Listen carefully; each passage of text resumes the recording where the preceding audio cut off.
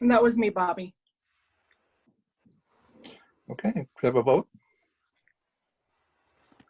How would you like to do that? Raise your hand. Do you want me to call that, Mr. Chairman? Yes, please call. First, it was the mayor was the motion and Councilor Whitney was the second. Is that correct? No, the motion was me.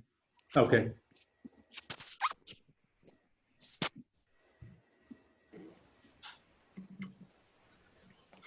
Okay, Councilor Whitney. Aye. Councilor Maxfield. Aye. Mayor Holston. Aye. Councilor Kenyon. Aye. Councilor McClellan. Aye. Councilor Hollett.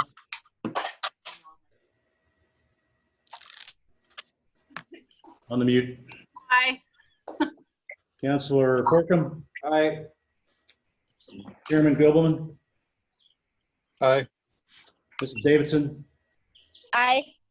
Mr. Johnson. Aye. Mr. Walker, I don't believe is in attendance. Mr. Weinhold. Aye. Ms. Hooker. Aye. Ms. Allen. Aye. Motion passes, Chairman. Thank you.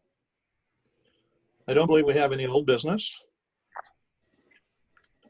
So let's move on to the presentations for the fiscal year 2021 budget by administrative and department heads.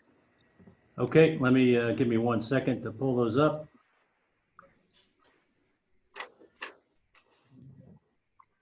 I gotta share the screen though, Bill. Excuse me? I gotta share the screen real quick. Okay.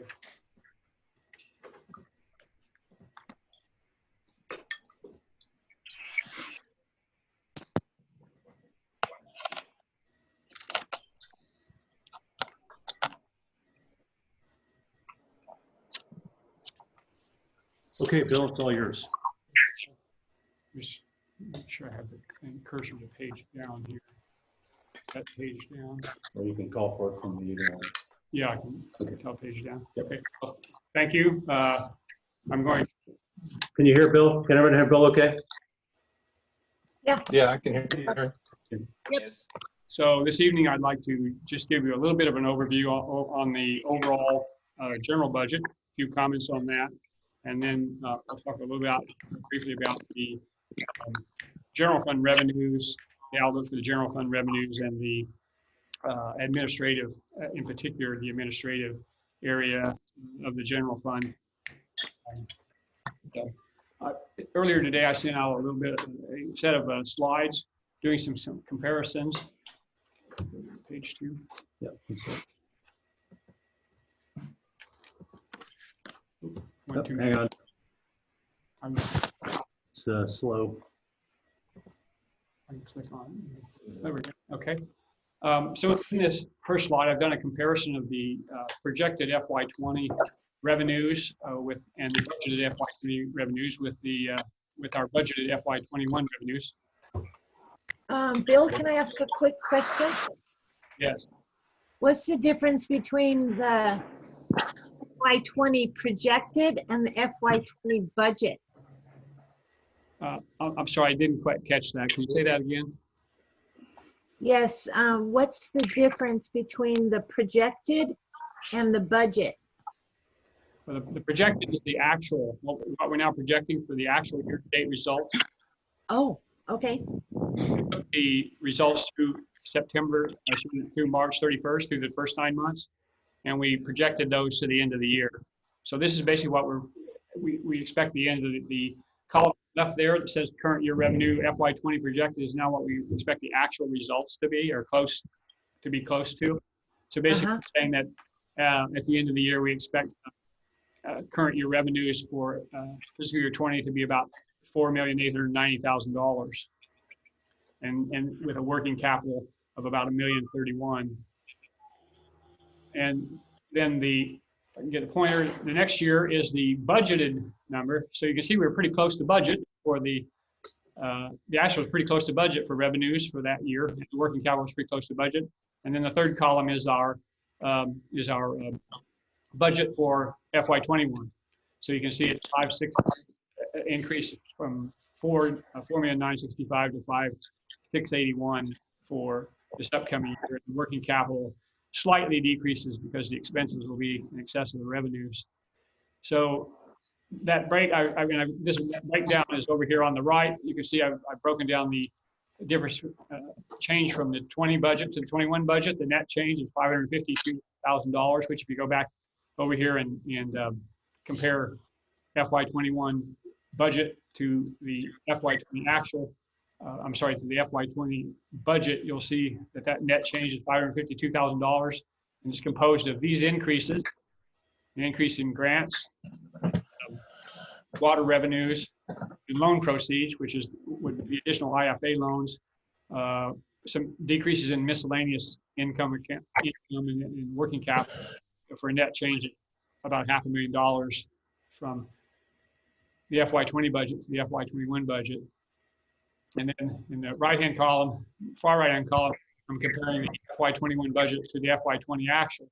So the change there is $877,000, composed of these, primarily of these amounts: $325,000 for grants, $140,000 water revenues, working capital of $86,000, and an increase in loan proceeds of $308,000, and then various miscellaneous revenue accounts of $18,000.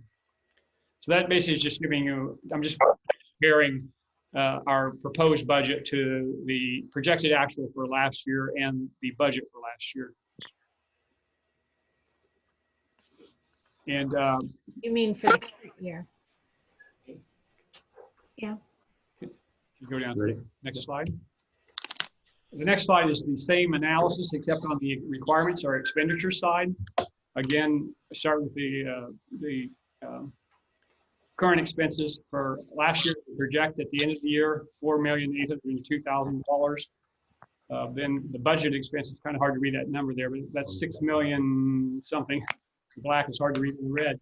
But the budgeted expenses for last year, and then budgeted expenses for this year.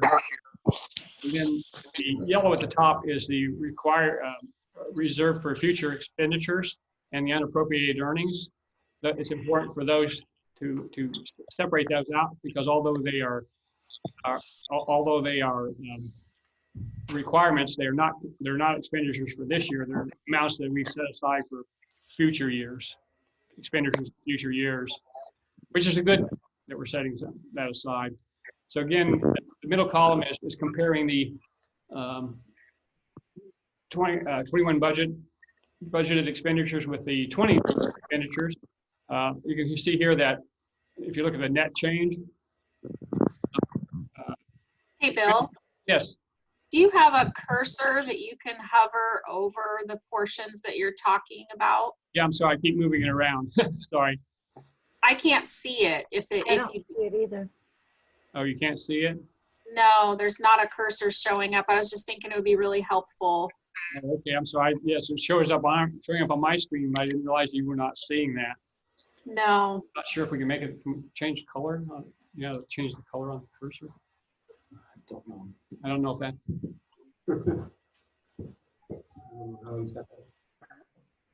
Maybe if Brian could change the view on his screen to like the working version. Yeah, maybe. He's out at the moment. I'm not sure when. Okay. I've not seen that. Oh, it's over there. Here it is. Okay, so. Oh, there, it showed up. So. Yeah. There it is. Yep. Okay. Yeah. It's on this screen. I don't see So it. Bill, it might help if you enlarge your cursor. There it is. There It's back. you go. Don't move the cursor. Don't move it. Move it right here. Oh, okay. So, So where's the blue middle column where it says net change? this one. Mm-hmm. This right here is where he's talking about. Yeah. It's on this screen. It's Okay, well, maybe I should. so they can't see the They can't see the when it's cursor up for some here, reason. but The they can mouse. see it when it's down here. So that's what they were. I didn't realize you couldn't see it. Like, They were asking to see his cursor. So they can't see it. They can right now, there, but but they're not now gonna he show can't it on see it here. here. Oh, because it's a split No, screen, so it needs to all be right. a. I will try to help you here. So, So the net change, in the blue, in the middle, the net change between in the expenditures between the 21 budget and 20 budget is about $552,000. And then on the column on the far right, the net change between the FY21 budget and the FY20 projected actual is about can't read my own, $1,853,000. And again, the net change that you see there is composed of those components in the columns. Using the middle column, for example, $57,000 increase in personnel, $491,000 increase in capital outlays, $87,000 increase in debt service, a $300,000 increase in the reserve for future expenditures and unappropriated earnings. And then that's all offset by a increase in materials and supplies expenses and an increase in contingencies, which makes for a net change of, I'm sorry, I said that backwards. Actually, it was a decrease in materials and supplies expense and a decrease in contingencies to get the net change of $552,000 budget to budget. And then the same process applies on the column on the right from contrasting FY21 budget with the FY20 actual. So I went over this fairly quickly. I would just like to have you look at it in more detail as you wish, and you can hit me with ask me any questions you'd like with regard to the composition of these changes. So what does all this mean?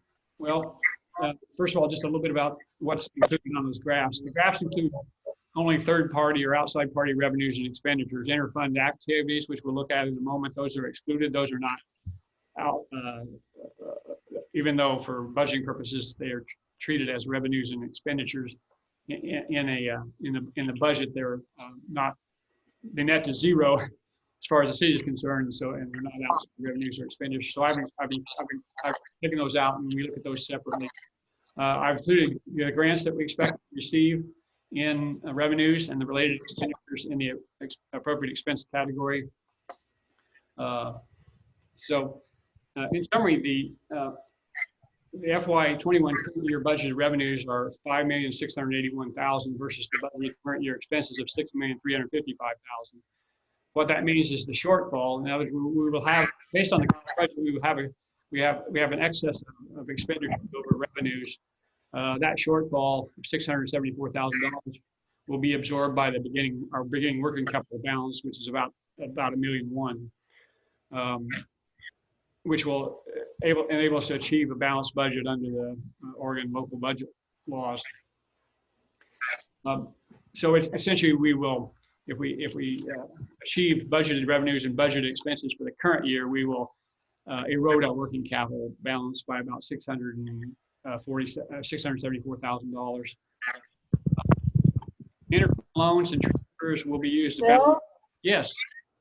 can you ask everyone to mute their screens if they're not talking? Because I'm getting a lot of feedback. Okay.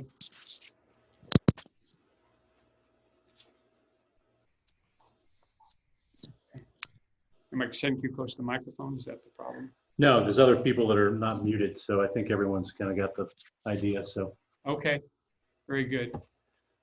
So interfund loans and transfers will be used to balance the funds that have an excess of expenditures over revenues. EFS, for example, the general fund, they will have an excess of expenditures over revenues plus working capital, so they will have a deficit. And those deficits will be covered by transfers and loans from other funds, primarily the proprietary funds like water and wastewater for this year. Okay. By using working capital, the city will be able to work on several needed capital projects. We can talk about those in more detail. And some of those we expect loan funding for, and some of them we will receive grants for, but many of them we will be using our own working capital to complete some of those capital projects which are needed by the city. Revenues increased 552,000, number we talked about before in fiscal year 21 over the FY20 budget, and 877,000 over the projected 20 actuals. And the primary factors in those changes, in those increases, are shown back on that graph on page 2.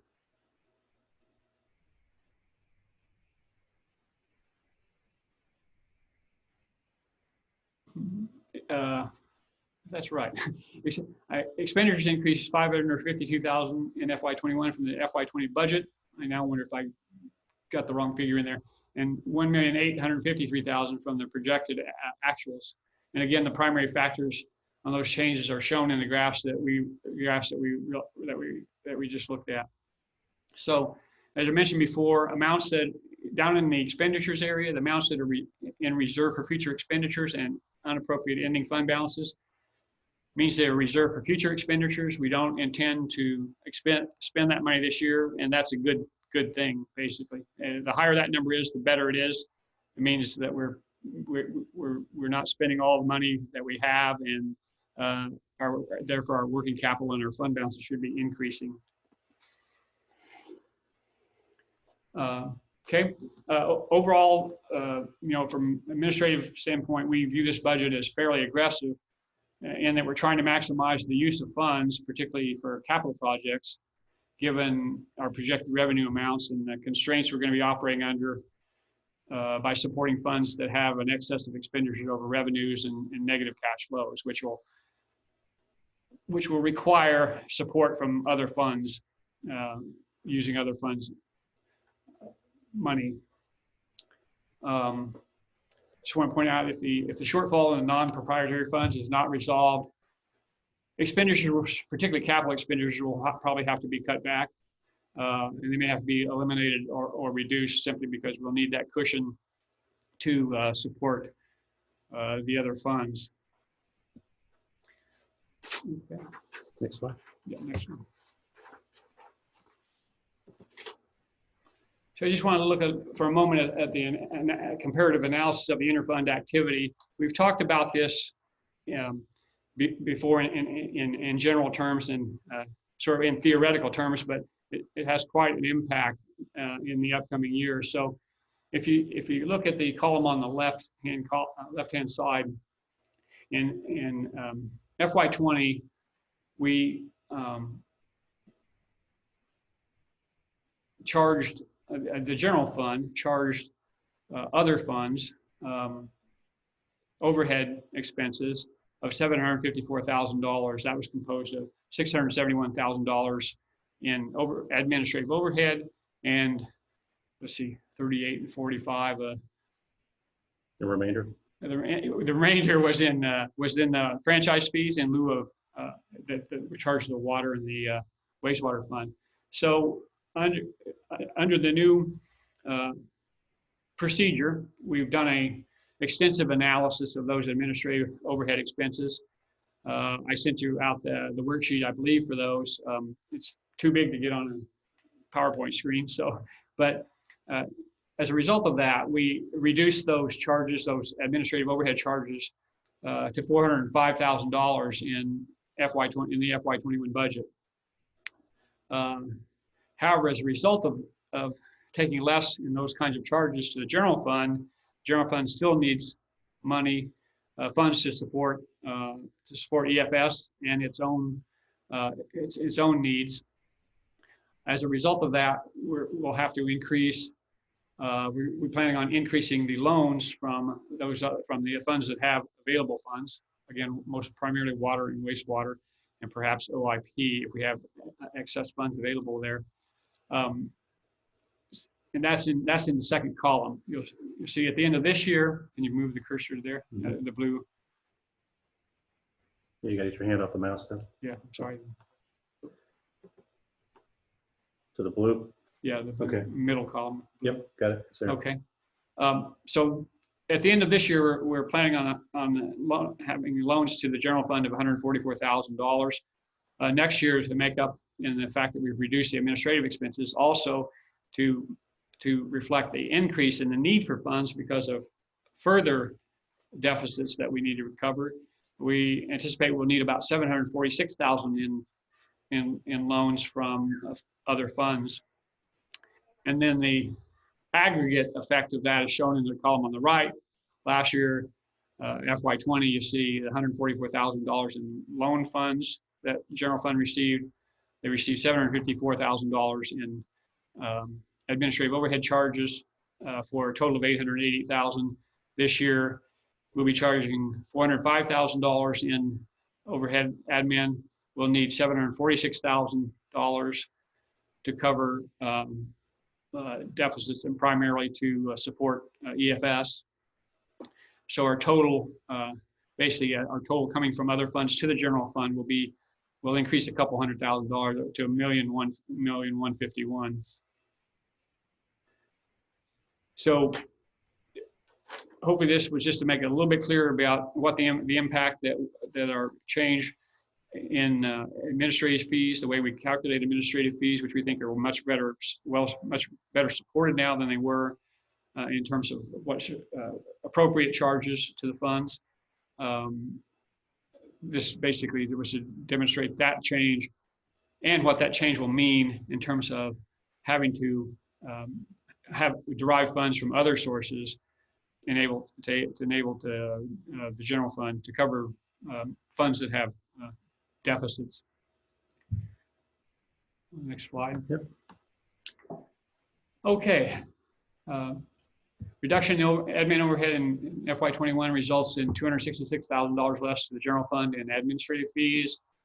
We eliminated the franchise fees that the general fund used to charge water and wastewater. The reason we eliminated those is we don't really think it's appropriate to charge them a franchise fee as if they're an independent party, and then also charge them overhead expenses as if they're an internal party. Those two are not congruent. So we wanted to change the basis for that.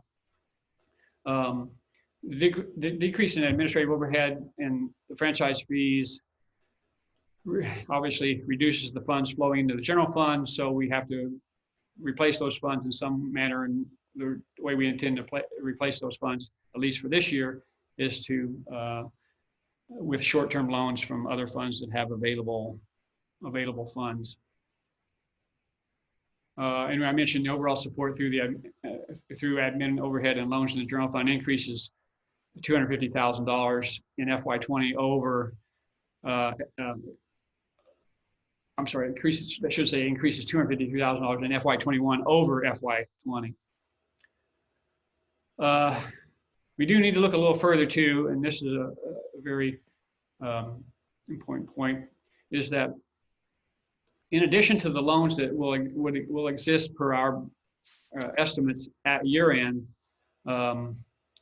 in a period from July through November, the end of our year basically, to November, when the property taxes start coming in, the general fund always operates at a deficit of $450,000 to $500,000 until it gets property taxes, until it receives the million to $1.1 million in property taxes. So that will, because they're operating a deficit, they will need to source additional funds from the other funds during that period of time on top of the funds that they've already borrowed as of the end of the year. Also, if EFS continues to operate at its current pace, it'll operate at a deficit of about $150,000 to $175,000 for that same period, which will also require additional support from the other funds. The point being that from that period, during that period of time in which those two funds will operate at a deficit, they'll have to source additional loans from the other funds to operate. When they receive those funds, when the property tax funds are received, the general fund will have to, at some point, repay those loans because they can't be outstanding more than a year. They'll have to repay those loans. So The point being that a significant part of the property tax revenues will have to go to repay those loans to the other funds, as opposed to be retained to cover general fund operations for the rest of the year. And that may well strain overall resources in the city, and particularly will restrain the ability of the general fund to possibly restrain that from operating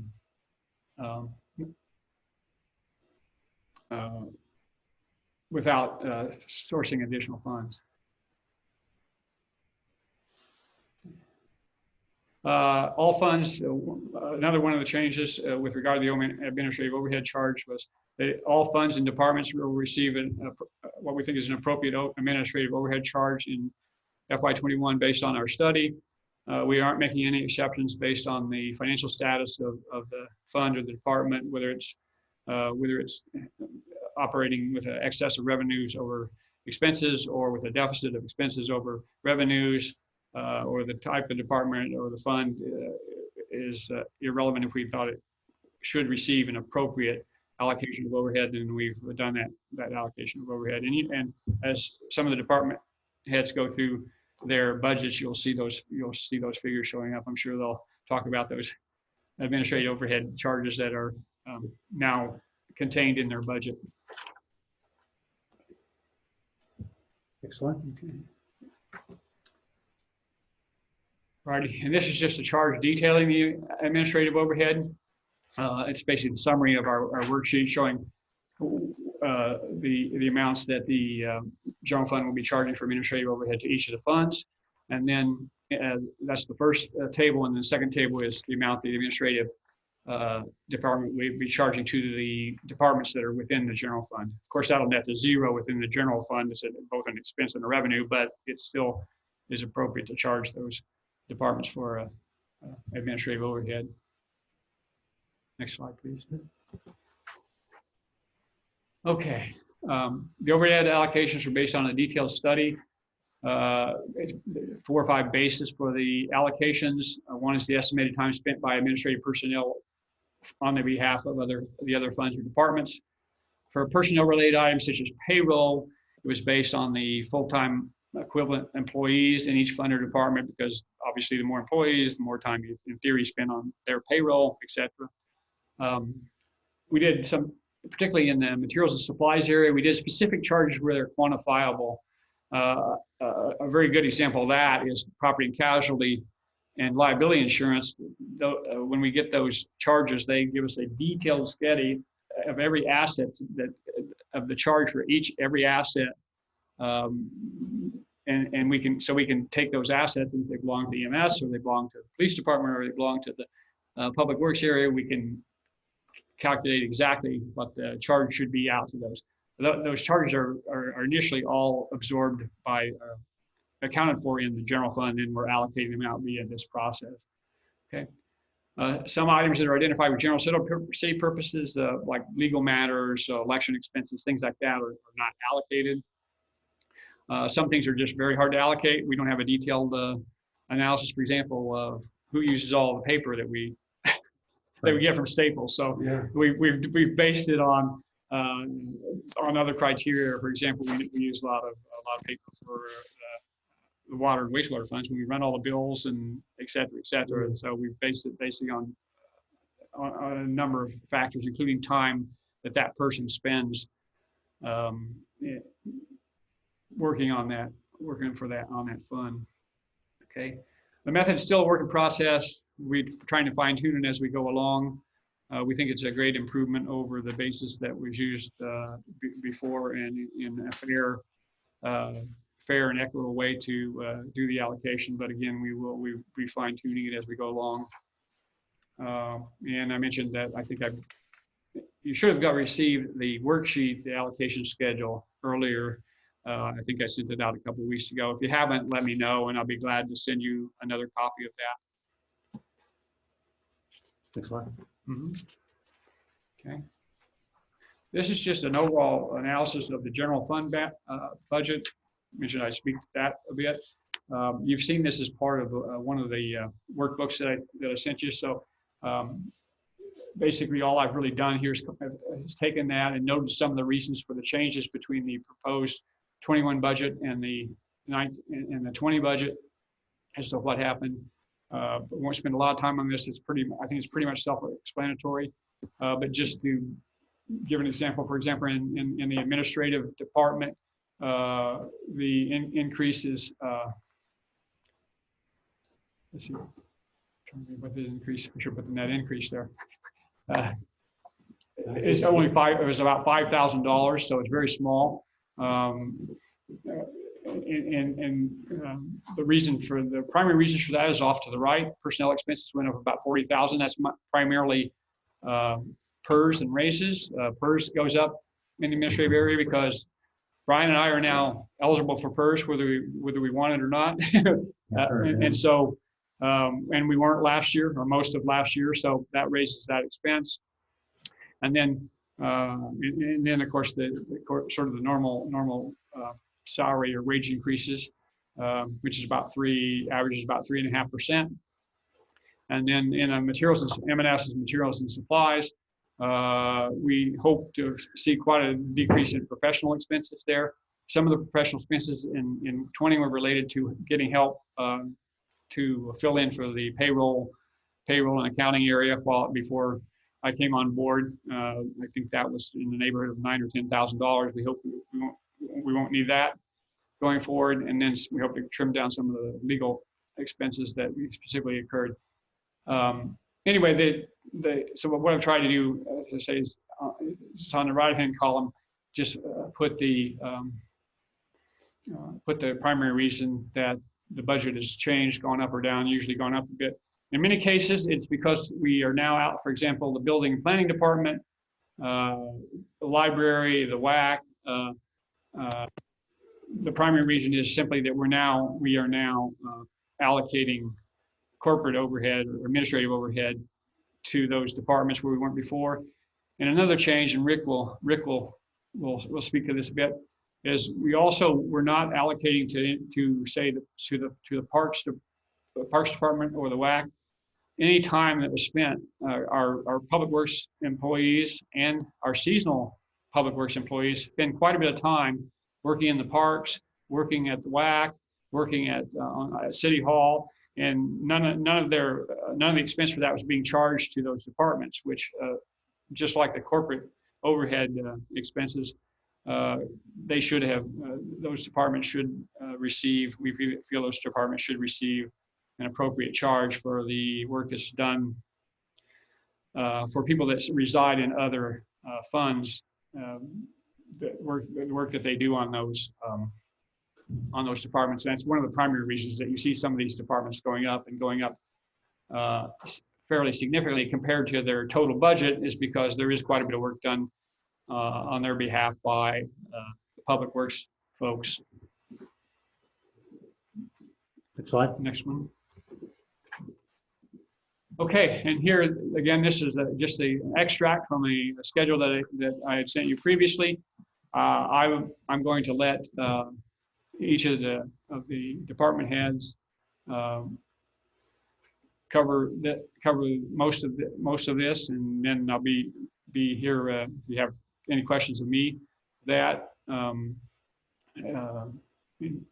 So that's it. Okay, I'm thinking that most of these will be addressed by the individual department heads as they give their presentations. Yeah, that's Yeah. right. Yeah, Rick, I think you're going to do the ESF. Rick will do all the ones that are basically related to public works types of things, the water funds and OIP and streets. So given that, does anyone have any questions for Bill on this particular section, this brief, the overview? I know this is a lot to absorb at one time, so and hopefully it'll at least provide a basis.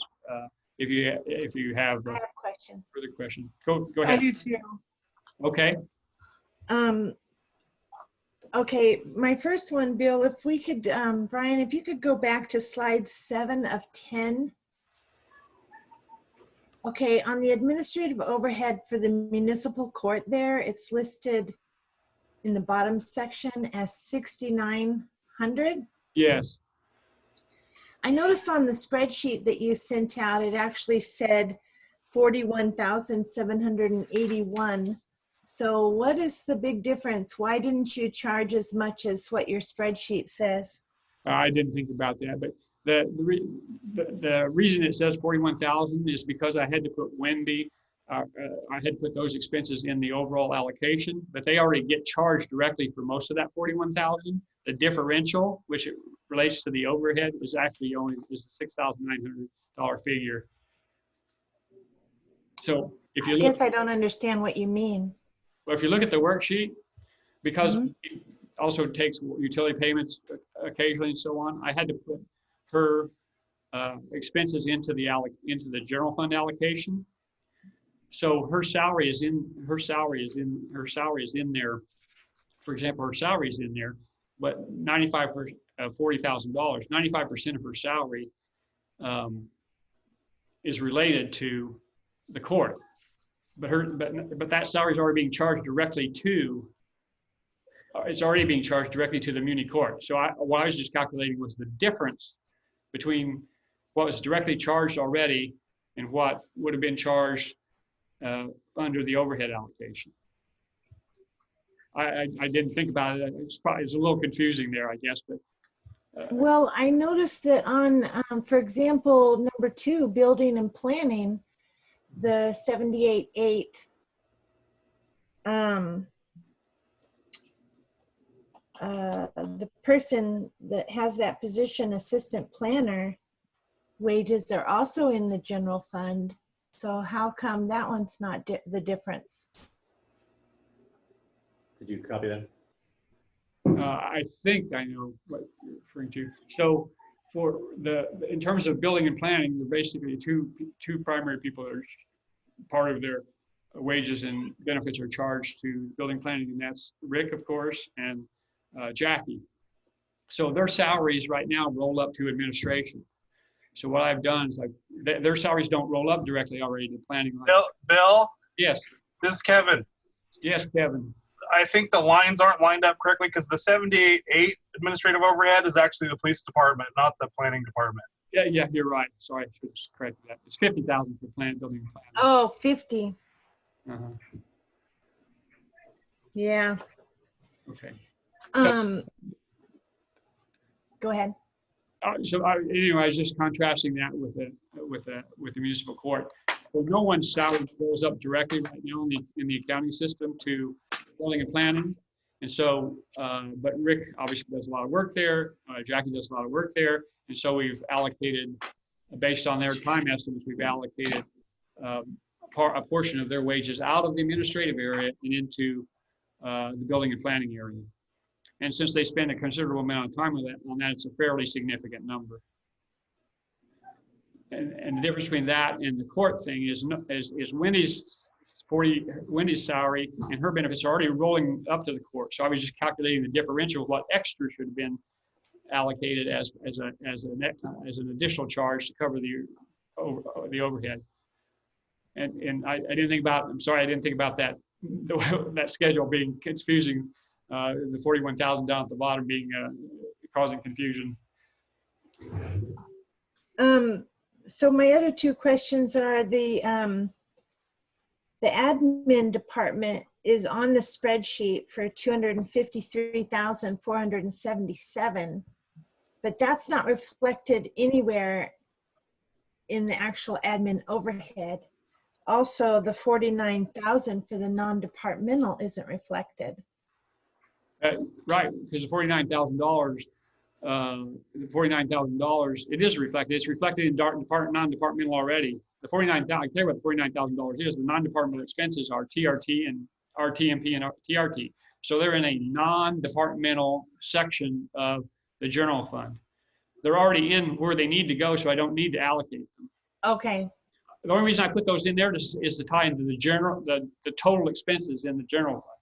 Some things are in there just to tie into the total expenses. They don't need to be allocated because they're already in the department where they belong. But if I leave them out, I won't be able to tie into the total number we wouldn't be able to tie into the total expenses in the administration department to see that we've allocated everything we should have and not allocated things we shouldn't have. Does that make sense?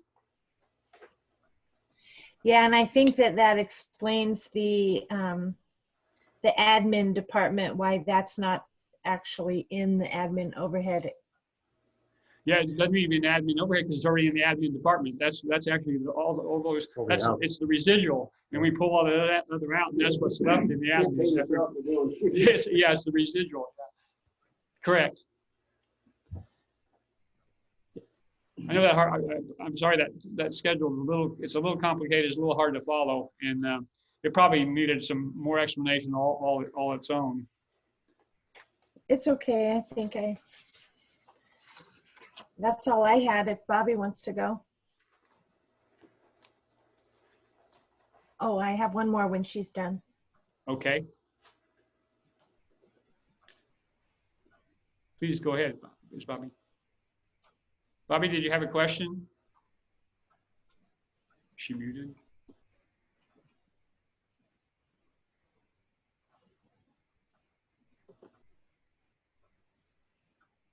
Looking.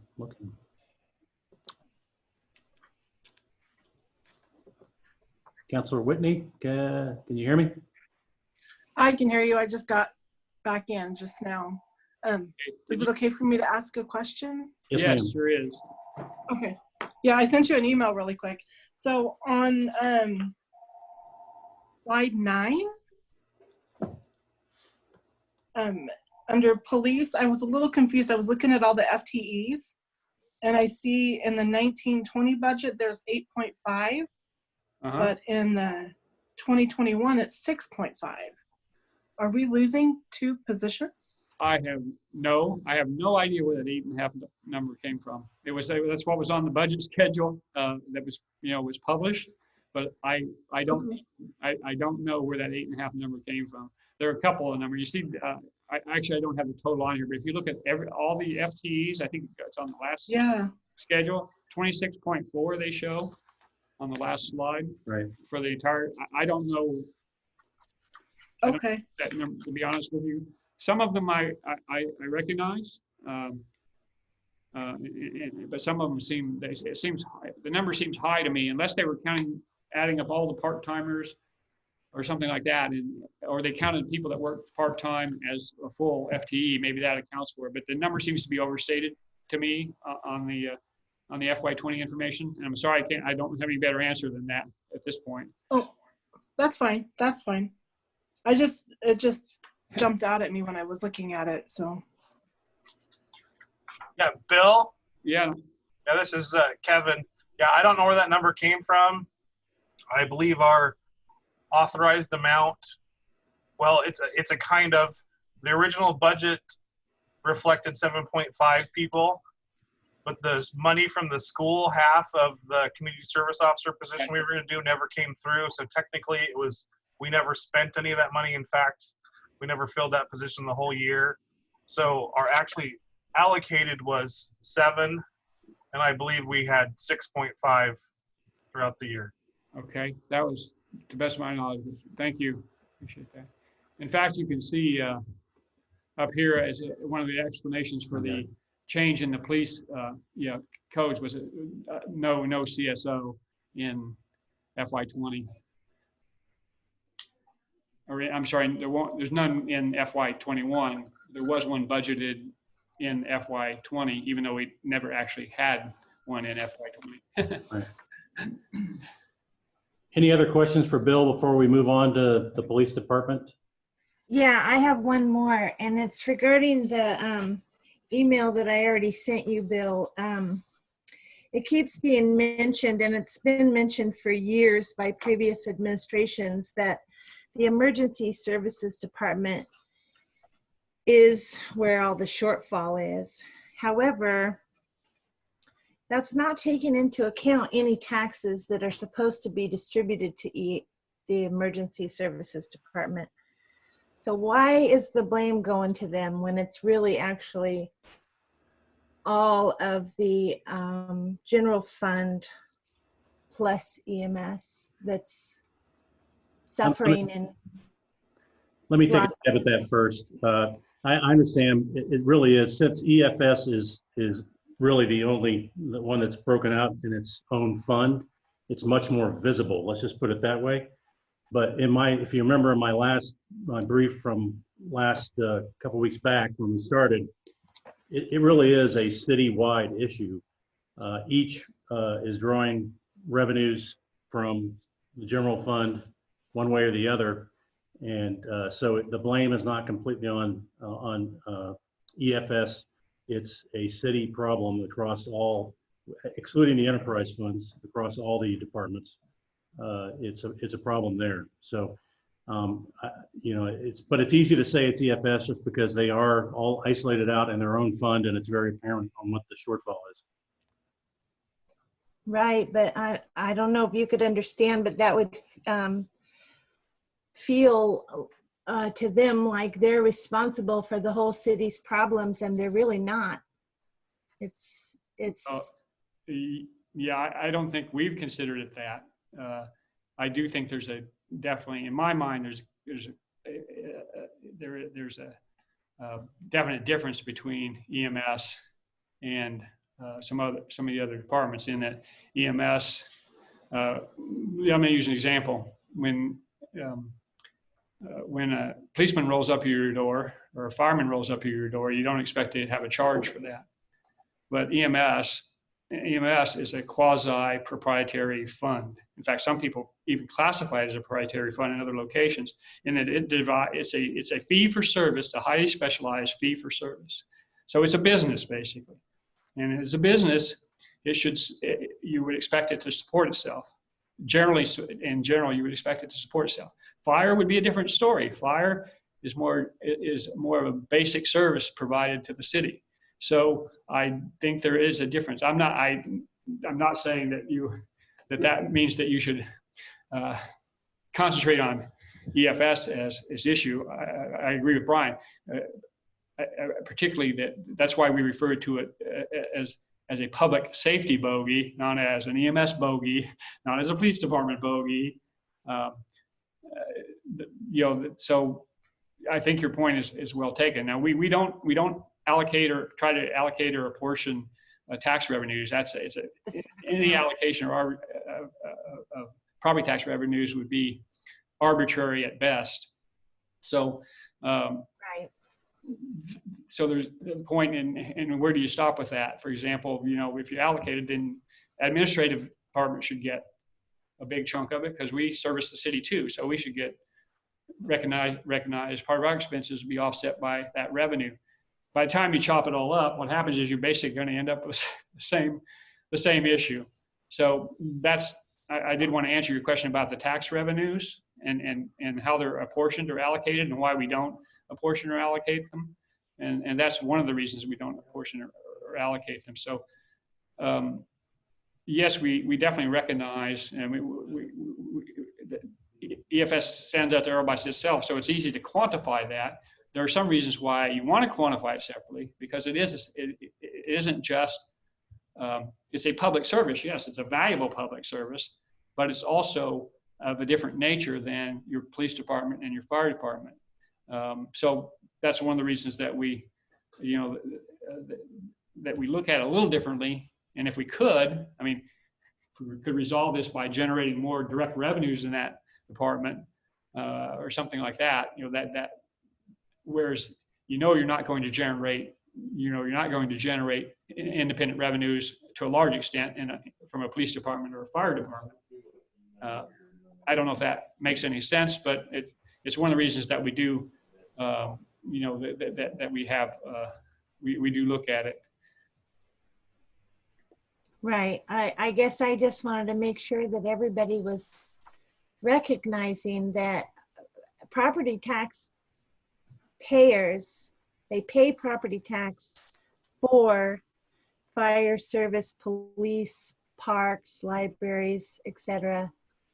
So I don't want the property tax payers to think that we're not utilizing their taxes towards our fire department that is, lacking in funds, because we are. They're not two different ones, the fire department EMS? The fire department and EMS are both, this is a question from Councilor Forkham. He wants to say it again. The two of them, aren't they basically separate entities? No. Financial? No, not financial. I mean, because categories. I'm like, the ambulance service actually is supposed to, well, like it's supposed to make some type of money, right? The fire department, basically the fire trucks and stuff go out because they have to, right? Yeah, the ambulance service generates revenue. Yeah.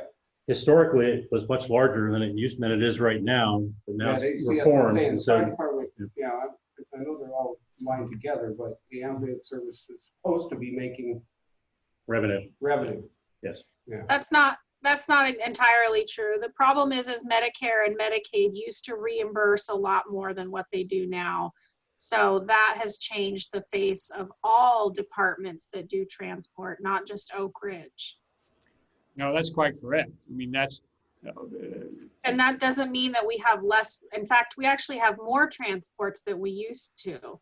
It's the problem that our reimbursement rates are less than what they should be. That's the problem. It's not that we don't have enough calls. well, actually that is and isn't correct. If we could double the number of calls, we'd be able to break even. That's because every call contributes a little bit more to the fixed expenses, which in this case is mostly personnel that have to be there 24/7 to be able to answer calls, even though if you double the number of calls, we'd be about break even for the year. I mean, we can't do that. Obviously, that's not within our control, nor would we want people to be more sick or have more accidents so we could take ambulance runs. But essentially what it comes down to is one of the things is volume. Yes, the problem was caused by the reimbursement rates, but one of the other issues is volume. If this were an 8,000 or 9,000 person town, we'd probably be getting enough calls to do it. And there's little or nothing we can do about that. They say don't wish ill on somebody so you get more ambulance transport. So, but I'm just saying that if you were in a larger community with a larger base, that might alleviate some of the issue just through volume. Right. I think go ahead. Let me interject just for a minute. I think, and you're, John, you're right to bring this up, and that in the past, it seemed like we had administration that focused on the fire and the EMS in order to say, well, we need either more money or we don't have enough money. But you're right to point out all of our property tax goes to everything. But I think this conversation actually really underlines the reason why that conversation gets started. And we have to work hard at not allowing it to get away, because there are so many variables in the EMS that we have a little more control over, as opposed to water. Well, it's, you can't shut down the water to 2 or 3 streets at a time. You can't stop pumping the sewage. You can't stop taking care of planning only for one section. But EMS and fire seems to have the ability to have a conversation about where do we spend money, where do we not, what do we do, what do we not. And so it lends itself to this conversation throughout the community that it's being either picked on, or it's being underfunded, or it's being, we might get rid of it. So I think this is a really good example of how that happens. And I think our responsibility, not only as budget but as counselors, is just to reiterate over and over again, it is a part of the whole. It isn't a standalone. It's a part of the whole. And although we budget it in a way that is easy to see, it still is part of the family. It's part of the whole community, and not by itself out there. So I think it's just important that we recognize that it's kind of an easy target to pick on, because we can see so much of it. But we must always caution ourselves not to pick on it. Well, I think that's what Don was trying to get at, is that it is a part of the whole. But if you look at and I'm not picking on Bill's information here, because this is pretty amazing. But when you look at the numbers, you see tax numbers going into city departments in the general fund, and you don't see the tax revenue going into the fire department. And yet it does, though. I mean, it does. It does, but it does at a deficit. So well, I don't know that it's a deficit. well, it comes in through transfers, but so it's Yeah. a little bit, Yeah. Yeah. I just think we need to be careful that we don't get our backs up about it and act as if we're picking on it, because we're really not. And the point of this is to make sure we do everything we can to fund it to the level that we want it to be funded to, that our community wants to have, and then figure out a way to do it. I just think it's counterproductive for us to say, well, in the past we did this, if we don't in the future change our rhetoric. And we're trying really hard to change that rhetoric, which is what Bill is saying, which is what Brian is saying, which is what Dawn is pointing out. And Chrissy, you're schooling folks too, in a good way. I don't mean that in a bad way. So I just think we need to be positive about it. We are not going to strike out EMS or pick on them to balance the budget on the backs of what we know our community needs. We'll balance the budget based on what we can afford and apply that equally, hopefully, as much as we can. Thank you. Can I mention something? One more thing. We went through this at another organization I worked at, and we really looked at how our taxes came in to support the fire department. And we did recognize that when people pay their taxes, they're paying taxes for fire suppression services. And that when an ambulance responds, it responds as a payer service, exactly like what Bill was mentioning. So what we did in that was we actually took the cost of personnel and looked at it as those employees were dual role. So half of the employee cost went to fire suppression, which came out of taxes. And we used the other 50% of the cost of those employees towards the ambulance side. And it came out to be a little bit more of a true number of what it took out of each side. Because it is kind of, like Bill was saying before, it's kind of two different types of business. But that was a long conversation outside of budget session. Any other questions for Bill? Mr. Chairman, is it okay with you to go on to police? Please move on to police. Okay, let me get set up here. I gotta kind of switch controls over to Kevin.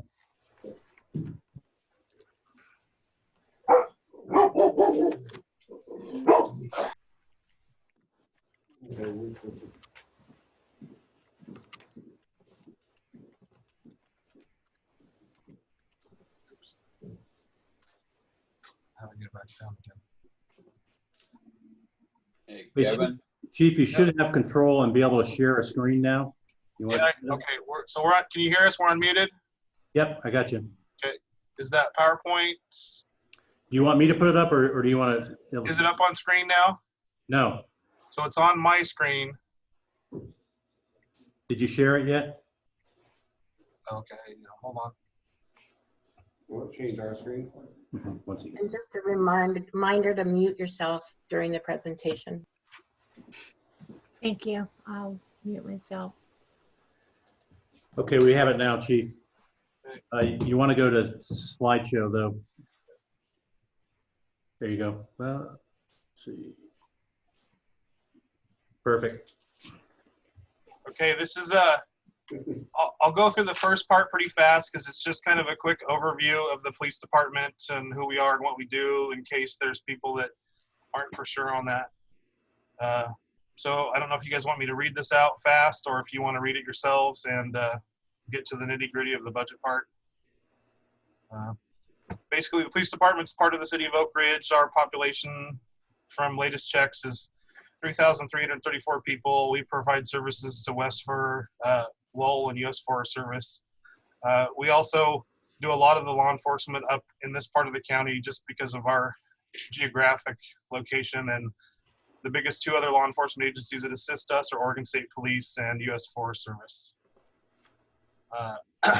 The 2021 budget is reflects one chief, one administrative sergeant, 4 patrol officers, a half-time police clerk, and one FTE for code enforcement. for a total of 7.5 FTE. And the code enforcement, we've budgeted that in the past, and then we have the grant from DEQ. So whether we do that as a full-time employee or 2 part-time employees, we're going to work through that process after the budget process is over. We have one reserve lieutenant, 1 reserve officer. We've tried to recruit for more reserves, but frankly, I don't think anyone that took the psych test part this year passed that. So we're having trouble finding reserves. Anyway, it's kind of a review of what we just went over. We do police, code enforcement, animal control for Oakridge. For Lowell and Westford, it's more just patrol, and we serve the code enforcement tickets for Lowell. Currently, we're on 24-hour schedule for the COVID-19 emergency declaration, but when we go back to normal, it'll be 20 to 22 hours of patrol with 2 to 4 hours of on-call time where there's a dedicated officer to respond to calls.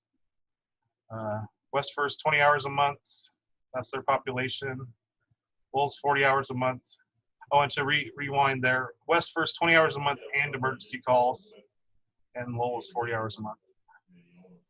And we have a small agreement with the U.S. Forest Service. You'll notice in the budget, we don't know what that will be, if that will be, so we'll bring that back as a supplemental budget once the Forest Service approves that. Their budget's on a October cycle instead of a July cycle, so their budget's at a different time. So we will bring that back Bill and I talked about that as not doing any type of projection, but doing a supplemental budget at that time. So now we're getting down to the budget explanations.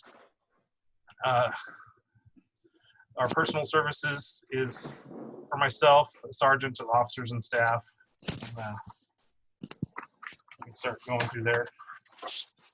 So when we worked on this budget this year, we did as true numbers as we could with really no buffer. So line 2 is health insurance. Line 3 is PERS. Line 4 is workman's comp. Line 5 is payroll taxes. Those all were decreases over the previous years. Line 6 is overtime. And there's a typo on the adopted budget for 1920. It was actually 38,000, and so that was an increase by 17,000 to 55,000. And that's, I believe this year we're at 52,000 already, and a lot of that's been because we've been short-staffed and we have had a very busy year. Chief, can Yeah. I interrupt and ask, how is it that all of those first 5 lines all went down? Because in the past, the former administrators all did budget buffer during those, and so this is about as true numbers as you can get. So what I'm saying is, in the past, line items were anywhere from 3% to 10% over actually what they actually were. Okay. In personnel side, not so much M&S. M&S is about the same. Okay, thank you. Lines 8, 9, 10, 11, 12, and 13. Those are all of our employees, basically. And those are increases, and it depends on the employee. Some employees just have a contractual step increase. Some have step increase COLA on longevity, and there's also a week to 2 weeks of vacation buyout, depending on the employee, that's factored into the wages. What does that mean, buyout? Contractually, they can buy back, they can buy back 1 week of vacation or 2 weeks of vacation, depending on the employee. Meaning they can just get paid for it without taking it? Yes. They sell accumulated vacation.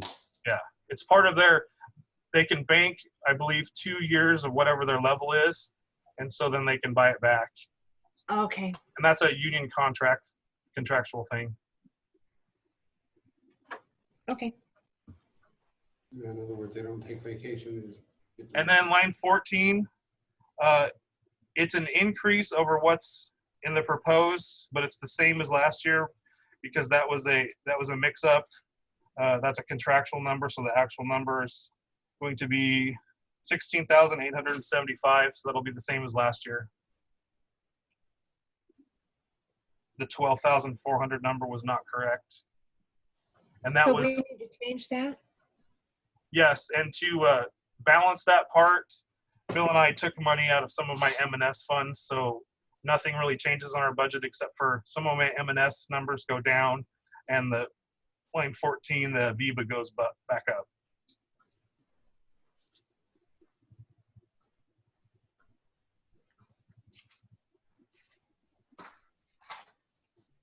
Line 15 is a decrease, and that's also a projected amount to be truer numbers.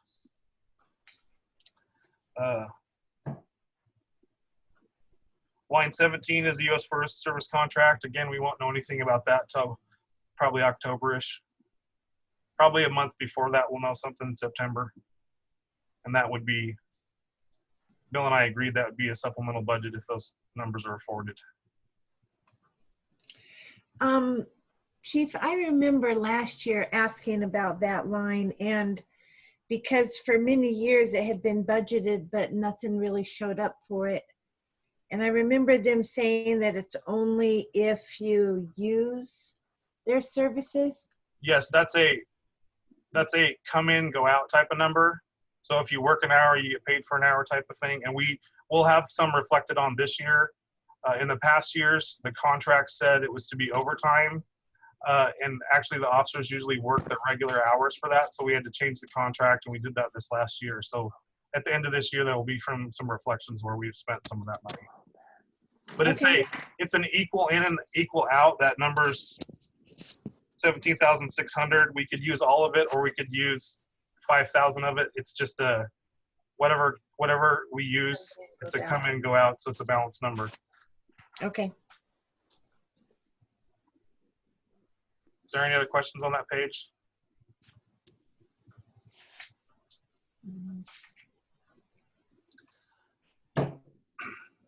So this is materials and service.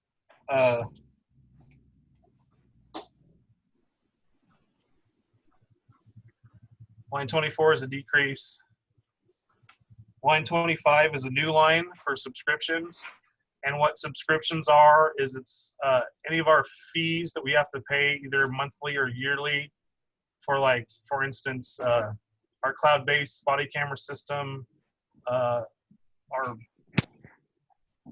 policy manual, some of our like report writing software. When before we took that out of all over the place, we've put that in the line so we can all have it all in the line for, helps me with budgeting purposes, and it gives some transparency as far as instead of taking a certain percentage out of each M&S line, it's going to come out of one line. So that's for subscription-based services. Number 26. Not there yet. You want to wait?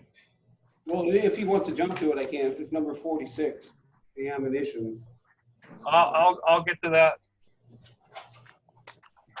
Okay. Continue on. You want me to answer that now or keep going on my lines? It's up to you, whatever you want to. Yeah, I just have a question about it. Let me know when you get there. Okay. Training and travel is an increase. We've had some costs go up in there, and that will give us a little bit of additional training.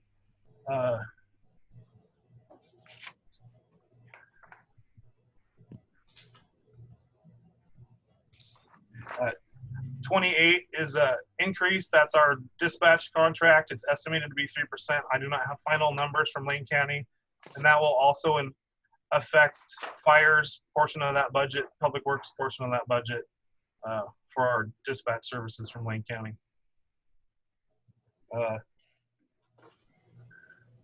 31, uniform allowance is an estimated increase per the union contract.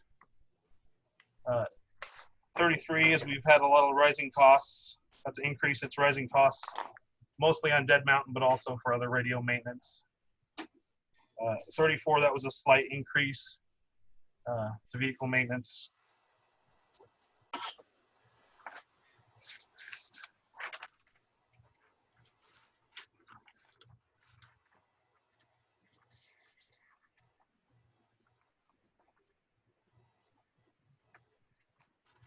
Line 40, that's a slight decrease. And if there's no more questions on this page, I'll switch.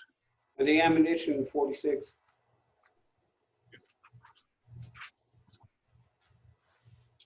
Did you get that? He's coming. Okay. $1,900 increase. Yes, so if I'll skip to that one. That's has to do with the estimated increase for contract. That's something our union asked for in their contract. Yeah, but it looks like over here to me that you guys only spent 1,500 of last year's. So where's the other $1,500? The increase? Yeah, well, on top of the increase, it's here. It looks like up to date, you've only spent 1,500 on the ammo, right? Which would mean you'd have another 1,500. Plus, you want another 1,900. Yeah, the 1,900 is we spend our 3,000 on ammo every year. Okay. Which they go over, but the increase is because the union requested that. Okay. Yeah, I was just wondering because this is up year to date. You've only used 1,500. Actually, year to date, I've used zero. Zero money on ammunition? Yes, I always order ammo at the end of the year. Okay. That's one of our contract things with the state that goes through. Actually, it's a West Coast thing. We order ammo at the end of the year. 1,500 in the projectile might be Okay, that makes sense, I guess. Thanks. So, Kevin, yeah, I have a question about seasonal workers. yes. 19,000 and 3,000. What's that? We switched, Bill brought that to you in supplemental budget, I believe, earlier in the year. That was to replace somebody while Officer Miller was at the academy. We never found anybody to replace them, and then it got even worse when the COVID thing happened because there's lots of departments that I was trying to look for someone retired to work that, but they're all back to work or not working. So we don't even know if we'll anticipate spending any of that this year because we don't know if we'll find anyone. So Thank you. So line 41 was a slight decrease. Line 42 was a decrease. Or excuse me, line 42 is a decrease. Line 43 is a new line. And that has to do with Dead Mountain lease from the Forest Service. So for the entire city, the lease used to be $128, I believe. Or it was less than 200. Don't quote me because I don't remember. It was 100 and something. And because Emerald Broadband went up there, our bill went up to 3,000 something. And that wasn't taken into account for when the contract with them was done. So that will be something we have to look at when we renew contracts to make sure, because before we didn't have to pay just that very small amount because there was no commercial entities up there that weren't there when they first started. But now that there's a commercial money-making entity up there, the Forest Service raised our bill. Kevin, can I ask a quick question going back a little bit? Yes, ma'am. On line 37, you have 9,000 budgeted for new equipment, both in this current year and next year. What do you anticipate spending that on? Well, with some of the COVID stuff we supplied, I believe it will be more than $4,000. So, and I'll get to those numbers. Those are the ones that changed. So no, this is going back to line 37. You've already passed it. Yeah, I'm gonna get back to that one because it's new stuff here in a second. Oh, sorry. Okay. I have a question. So we went over line 46, line 48. Chief, I think we have one more question for you. Hang on. Okay. I don't seem to have any of this that you're going over. Page 6B. Who is that, John? Yes, John McClellan. Do you have your budget? Okay. This big document? Page 6B. Well, theirs won't be numbers.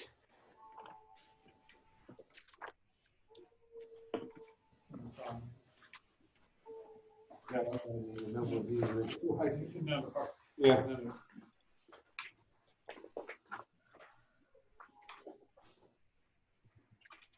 But continue. No, I'll keep looking.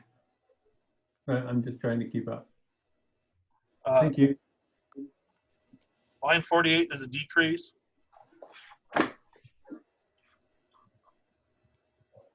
Line 49 is a decrease. It's not on this sheet. And line 50 is a new line that's set by the budget officer. That is the administrative overhead.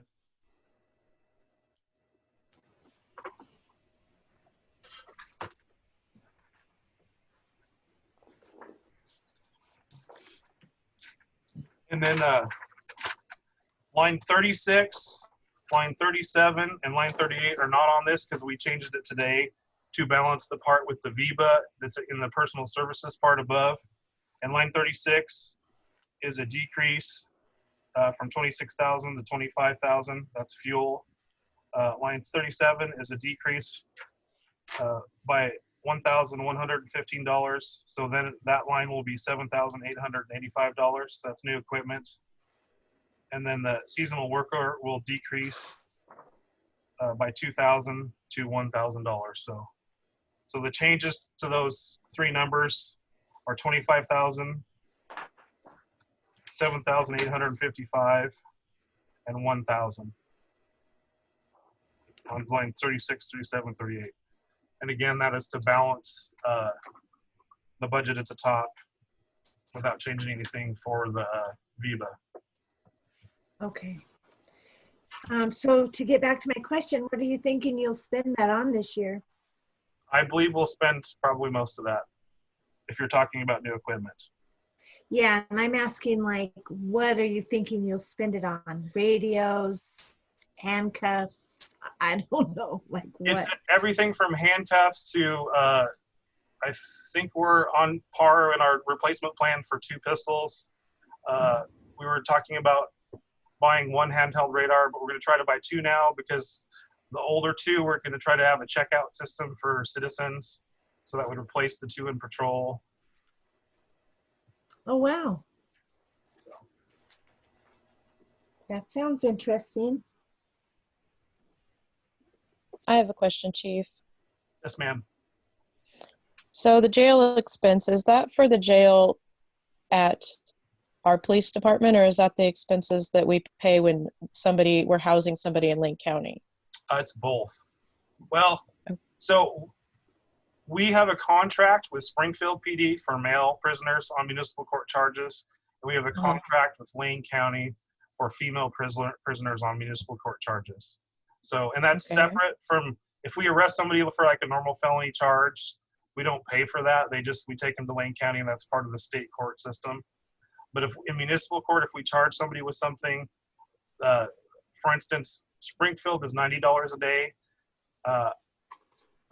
I'd have to look at the contract, but the Lane County one for females is either $135 or $145 a day. And then that's also for cleaning and maintenance of our, ours is technically not a jail. It used to be what's called a lockup, which was 96 hours. And then it's, we are currently at a holding facility, which is 4 hours. We can hold someone for 4 hours. Thank you.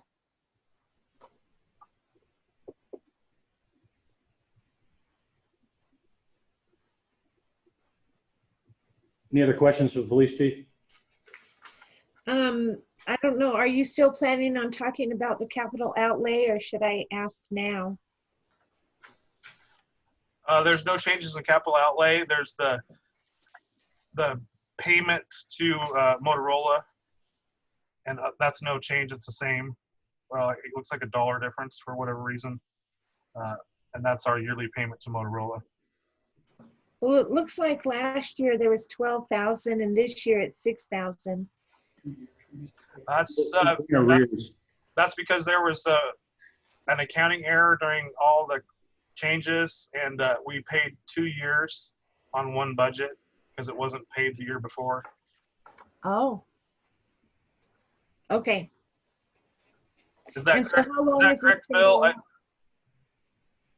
Yes, that we were in arrears. That's why it was so large last year. Okay, and then how long are we going to have this payment? I'd have to look. I think it's 8 years. And I think we're 3 years in now. 3 years in. So I 5 years. I think I'd have to check. I don't remember what the terms of that were completely. Okay.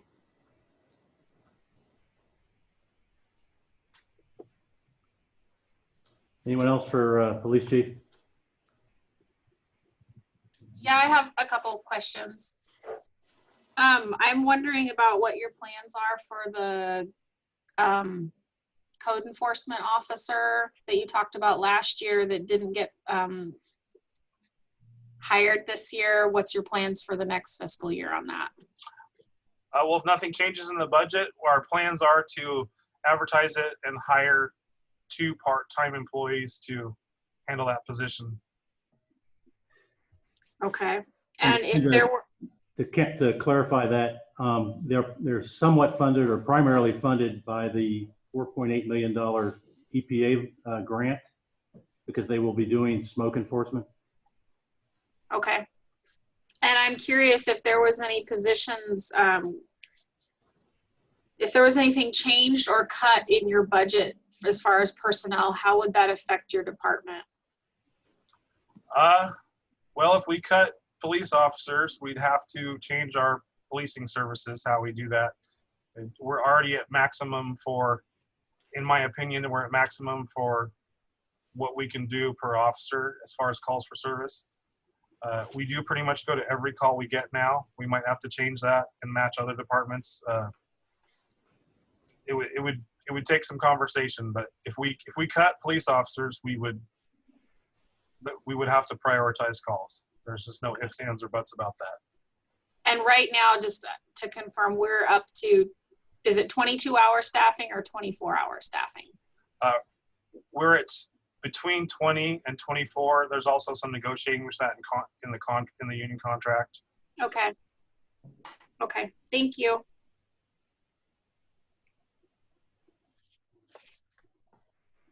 Anyone else?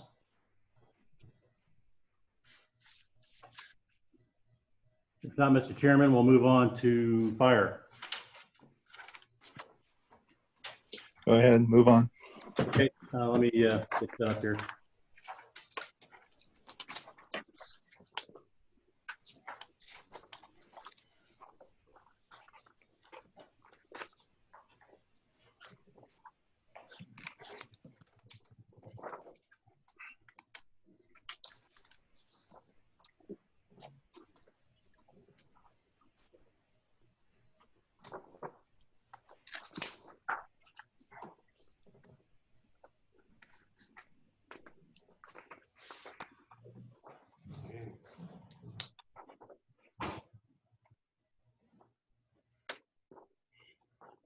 Okay, I'll be briefing the budget, the fire EMS for this year, and Eric is also in the room to further clarify and give details on specific expenditures.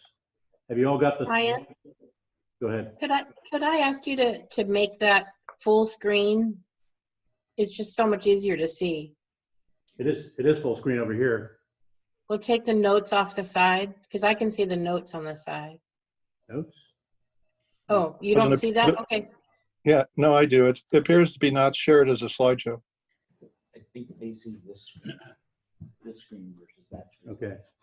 Hey, Brian. Let me try this again.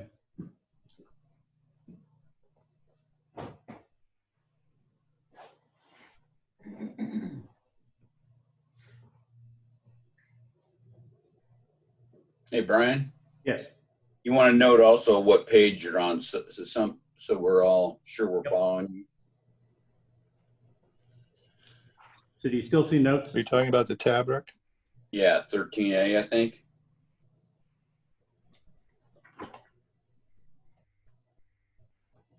Well, this actually is not, this is, I didn't push this out. This is just kind of a narrative, and then we can step through the actual line items.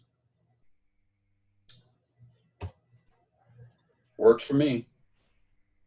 Mayor, are you still seeing notes? No. No? No, I got it now. It's all full screen. Thank you. Sure. Mute up, everybody. Okay, first to talk about the personnel. If you look at this, we need to acknowledge that reinvigorating the volunteer force, which we have, has required increasing the stipend budget.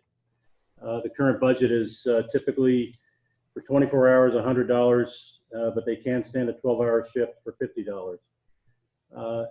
In addition, as we look at ways to economize with staffing, and we shift between a balance of part-time, full-time, and volunteers to cover what's required by the ambulance service area, what you'll see, and it's really difficult to compare, is you'll see shifts in cost burden between overtime for full-time people, part-time pay, and for volunteer stipends. So as we try to work with providing more efficient ways, and if you remember when I first arrived here in July, we were down on full-time people, and we had to rely a little bit more on part-time people. And then as we brought more volunteers in, they've also increased their participation. So it's really difficult to look for consistencies across the years in these funds.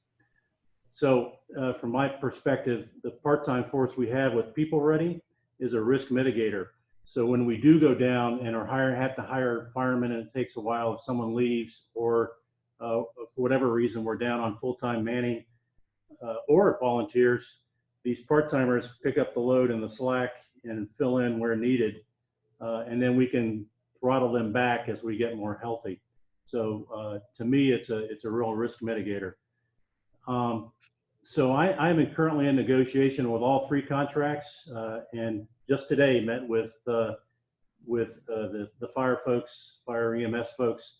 But you got to understand that the particular contracts that we're dealing with, the standing contracts that were negotiated initially way back in 2016, and then amended by MOU in 2018, are extremely complex, and for very, a myriad of different reasons. But so my goal is to simplify these contracts, make it easier to understand exactly what you're getting when you sign a contract with a union.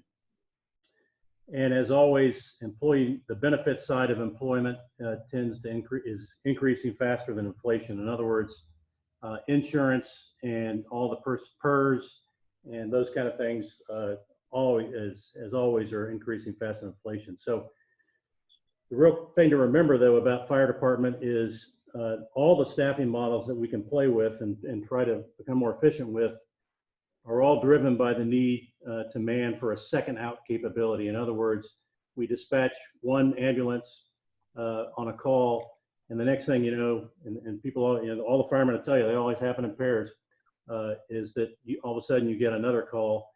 And how do you man that second call? What it means is you'd have to have a full-time, a part-time, and 2 volunteers in order to do that effectively. We don't always have that, but that's what we strive for. That's our goal. So that kind of drives what the manning has to look like day to day in the fire department. I did miss the overview, so let's go through that.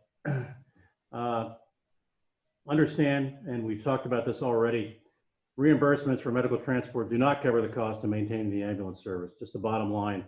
It may have used to be that way, but it doesn't do that anymore, and that's across every fire department, and they're all struggling with it. Transfers from the general fund, if you look at what the general fund transfers to the EMS department, or charges them essentially as admin overhead,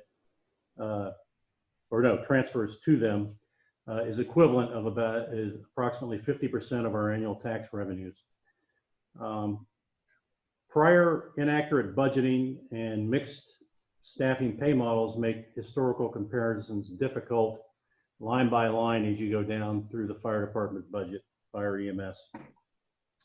And again, these personnel expenditures are contingent upon ongoing collective bargaining agreement negotiations. Primarily the discussions in those negotiations are COLA increases, vacation, the amount you're able to carry forward, how much you can sell back, sick leave, just those are kind of the things you talk through. So you try to kind of keep an even keel with those. And understand, most importantly in my mind, is in order to save money, we've had deferred maintenance and deferred recapitalization, and it's really has degraded the department's readiness when it comes to the physical infrastructure and equipment they have on board.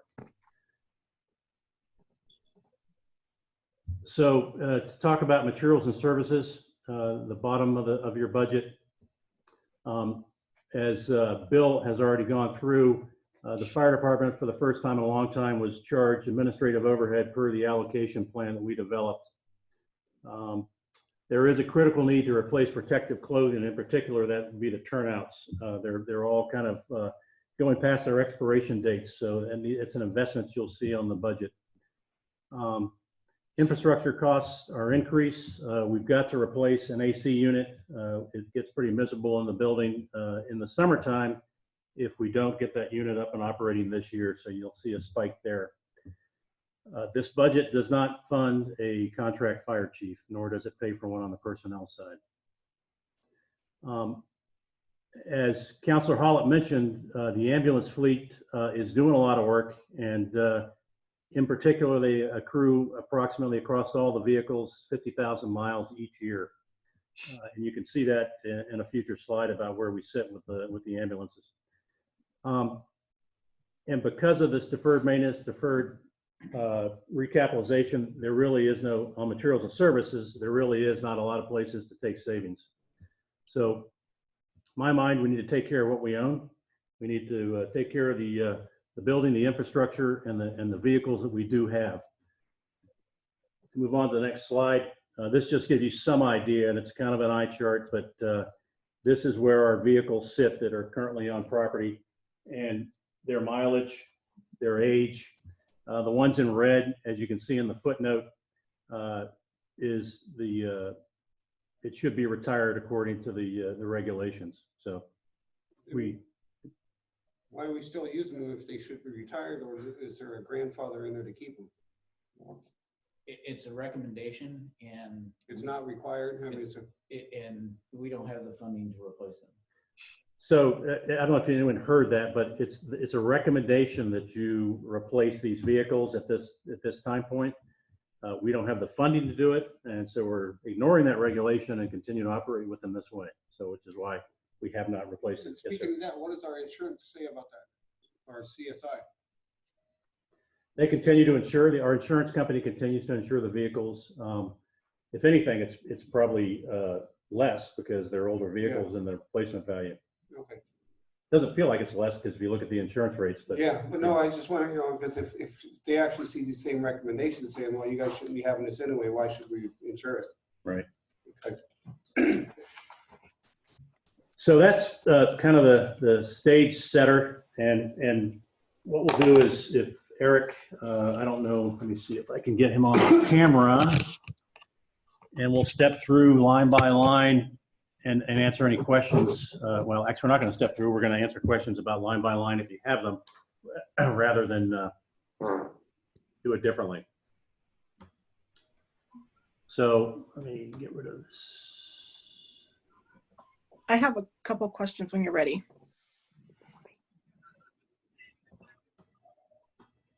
Line 2, we have no actual. Well, the other one was a negative 160,000. Right? Line 2 in resources. Yeah. All right. So does anyone have any questions on any of the line items that we can discuss? I have a couple questions when you're ready. Okay. What's active 911? That's line 55. What is that? Active 911 is our, all the volunteers have, it's an app service on the phone. And gotcha. That's how we get alerted for calls. Okay. In addition, it gives some dispatch information and turn-by-turn directions to where the location is. And line 61 on building grounds and maintenance. Last year there wasn't hardly any, but in the 2 years prior there was. And then this year we have a higher amount. So part of that is last year during the summer, we have a monthly service. They come out and take care of our HVAC systems, and right towards the end of summer, we were having issues with the classroom being really warm. And when they came out and inspected our AC unit, they said that it was done. They couldn't repair it. It needed to be replaced. We were going into winter. I suggested to Brian that we defer that until the next budget year because we're going into winter.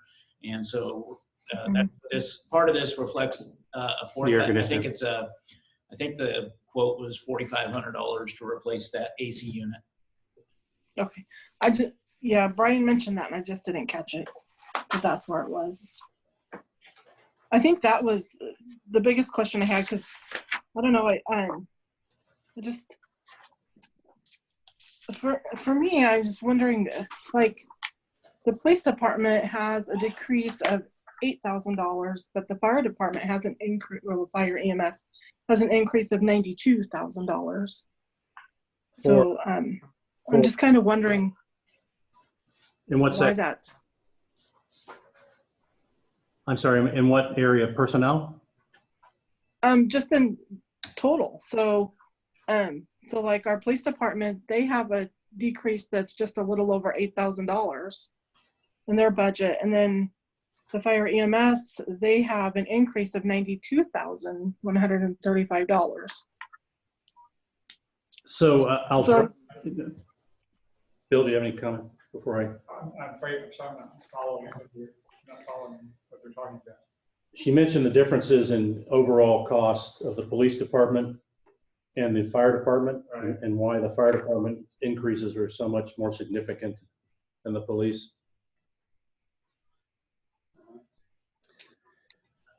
First, my first response is going to be that I mentioned it, the inaccurate budgeting from the previous years. Well, that's what I was going to come in. In the prior year, a lot of the personnel-related expenses. They may not hear you. In the prior Can year, you turn his volume up? He's coming closer. Hang on. in the prior year, a lot of the personnel expenses, related expenses like PERS and health benefits and so on, were significantly overstated in the police for the police department. We touched on that earlier, but we actually, I don't know if you recall, but when we did a supplemental budget a while back, we actually reduced them. But even though we reduced them in that supplemental budget and moved the expenses to other line items, they're still significantly more than what the actuals will be. So now that we've trued those up, so to speak, in this year's budget, it looks odd when you compare this year's budget or our proposed budget for next year with the budget for this year. Because it was basically just I don't know, inaccurate budgeting. That was a very significant item in the police department. And in the let me just turn my schedule here.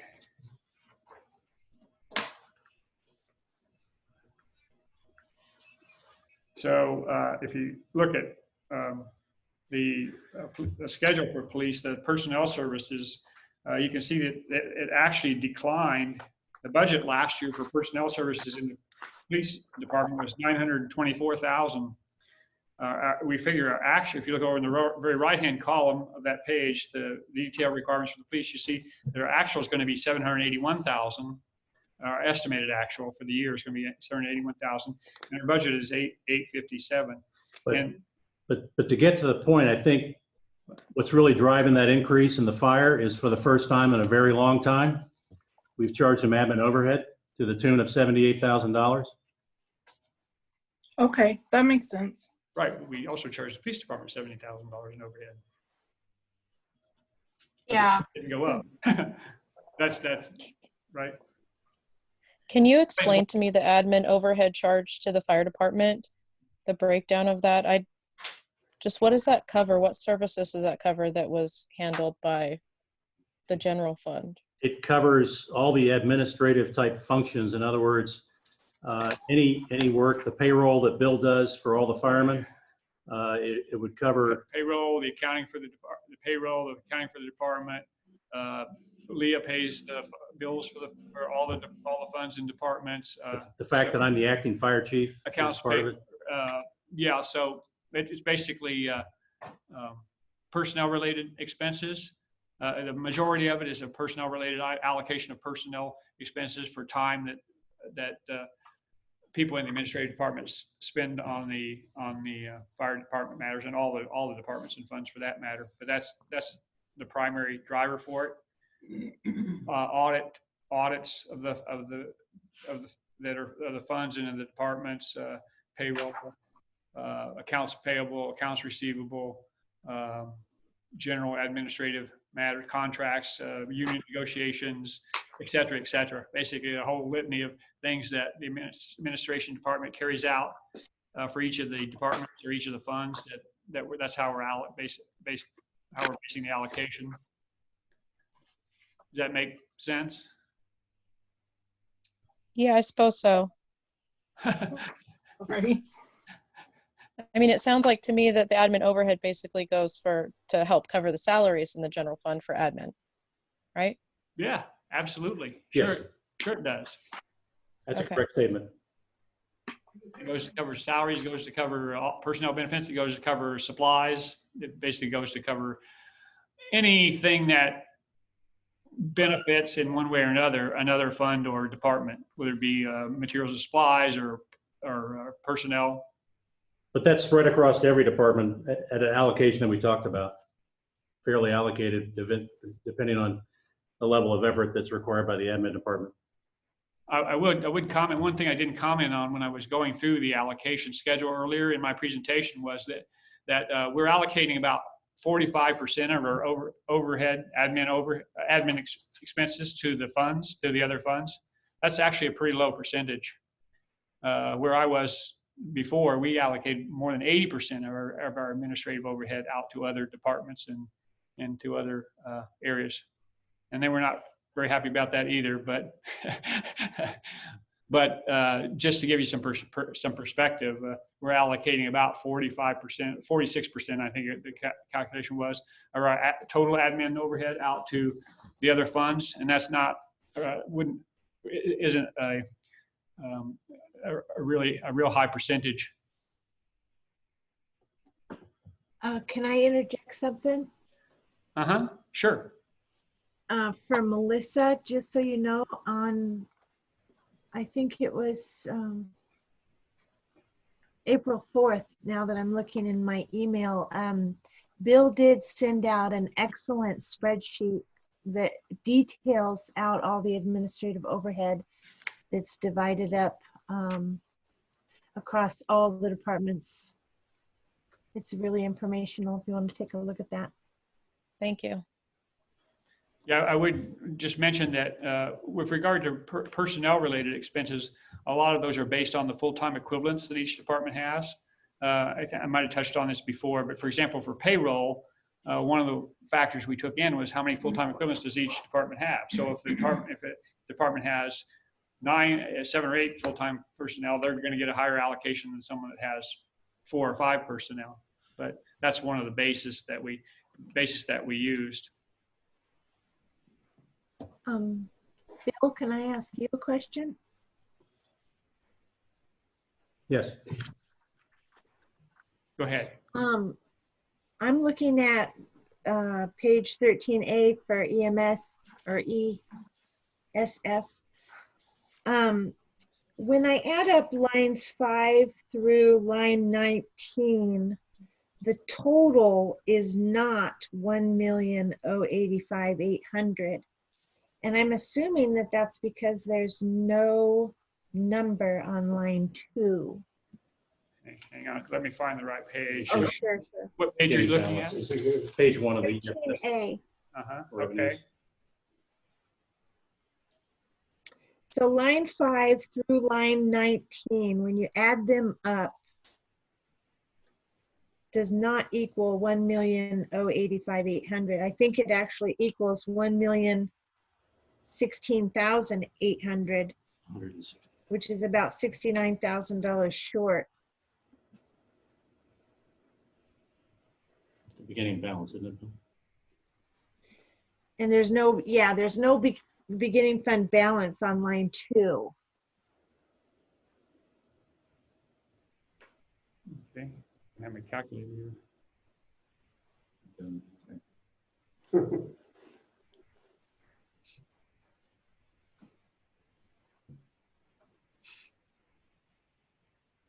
I come up with one. Mine matches. It does? Yeah. For fiscal year. When I do the math from line 5 through 19, I come up with 1,085,800. Okay. So Eric ran the numbers and it worked for him. So I'm not sure. I just double. So the reason I said that was because I calculated out the differences between last year on the adopted budget and this year, and the difference Let me see if I can figure out what happened. Do you know what the beginning fund balance is going to be for EMS? The beginning working capital balance, you mean? Yes. Yeah. Yeah, it'd be zero if we can make it zero. We will transfer just enough to cover their deficit. So they year with a zero Legally, yes. legally. And so they start out the year with a zero or pretty close to a zero balance. Oh, you think we're going to be able to do that through this year's budget? Well, we're going to try. Well, no, I mean, that's what Transfers. through transfers in fiscal year 20. So they start out fiscal year 21 with a zero Fund balance. Yeah, Okay. that's the thing. Now, it's hard to fine tune that much when we get toward the year end, but that's the goal. Or have a little positive balance. We obviously don't want them to end up in a deficit. So. Right. So where will we get that money from to do that? At the end of the General fund. The general fund will transfer the money to them to cover the deficit. The general fund in turn needs funding. It will get that. It's going to get that right now from a loan from OIP. They budgeted a $144,000 loan from OIP to general fund last year. We'll need that to help provide funds to general fund to provide funds to EMS. EMS. Okay, makes sense. Any other questions? We're at 13 minutes remaining. Yeah, I have a question. Why is the overtime from last year 84,000 and we're only anticipating 67,000 this year? Well, as I mentioned earlier, when you shift staffing models, things, the burdens shift around between those funds.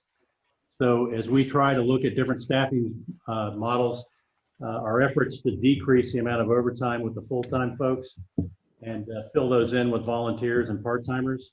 So you will try to see overtime get reduced. Is that a pretty accurate statement, Eric? Yeah, and I tried to be much more accurate in calculating how we figured out the overtime. Does that answer your question? Yeah. Can you tell me the volunteer line 32, is that stipend pay and only stipend pay or what? No, it's a combination of stipend and volunteers receive points for coming to drills or coming to calls when they're not on signed up on duty. And that's anything that the volunteers get paid. So this is a total of stipend plus any other bonus money they get. Right. And the amount of money that we pay for stipend, is that typical for other fire departments, or do we? I mean, it's been a long time since I've been on a fire department and I didn't get paid. However, I do understand. What is that, a typical amount? That's something that we're still looking at, trying to figure out. You know, you need to entice your volunteers to come, and that number we also talked about increasing to 73,000. It's not 48,300, because part of that is to we currently staff with 2 stipend people per day. That's $100 per person for 24 hours, and so that would work out to be in 73,000. So that's actually plus the 25,000 that was in that adjustments to the budget that Bill sent out. Yeah, that's correct. I'm glad you mentioned Okay. that. What I was going to say is I sent you out with the materials today. I sent out a sheet of potential adjustments to the budget and some to the, and that was one of the adjustments was for that item to bump it up. I might just mention.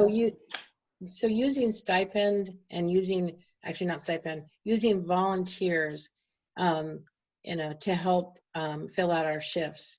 That is a less expensive way than actually doing either part-time employees or people ready or actually hiring someone full-time, correct? Absolutely. In particular, if they're a qualified individual. I mean, someone that's just, right. Yes, absolutely. I didn't hear what Chrissy said. I was just shaking my head.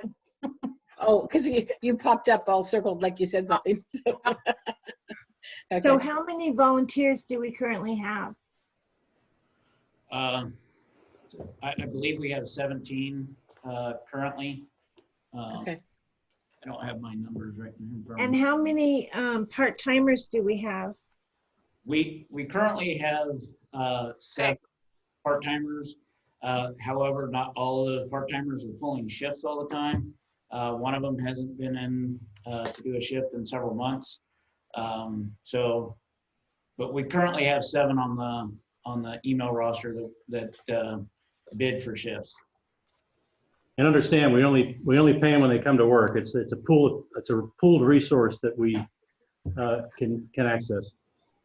Right. I just wanted to point out to Kathy, so it makes sense for 17 volunteers throughout a year, and obviously they're not all working all the time. We're spending $48,000, whereas for 7 part-timers who are also not always working, we're spending $157,000. So there's a huge difference in the. I am well aware of that because I signed their checks. Well, I just wanted to point that out since you were asking. I was asking what the line item was. I mean, I know how much we're paying. So we currently have 15 volunteers. 7 of those volunteers are non-EMT firefighters or recruits. Only 8 of our volunteers currently are medically trained, EMR or EMTs. That doesn't mean that just because they're not medically trained, they don't respond to medical calls. We do have some members that primarily do fire, but they also respond as drivers and drive the ambulance down the hospital and sign up for stipend shifts as well. We are back to having a very robust volunteer fire department where volunteers are very active and pulling shifts on the stipend program. There's really only about 4 very active part-timers. So do we pay the same amount of stipend for those that are only coming on to maybe drive a rig as opposed to those who are wanting to either have training or wanting to get more training and serve a broader function, or is it just all the same? No, they're based on their level of EMT or non-EMT, they get different points. And okay. points is how much money they get. Well, the stipends are all the same. Yeah, the stipends are the same. Yeah, stipends. Okay. But yeah. And there was a couple questions in that one question that you just asked. There are people that are hoping to get more medically trained. Unfortunately, our training budget is a little low, and you need to go take the college course to get the EMT classes. So I do feel pretty confident that if there were more in that area, there were more people that would get that more certification. Okay. Correct. All right. That makes sense. Can somebody explain the PERS and how that works with part-timers? PERS, so our part-timers are a temp agency employee, so we hire them through People Ready, and so they are not a public employee, so we do not pay PERS on that. So even if they hit a certain number of hours in a year's time, we're not required to pay any PERS on them? That is correct.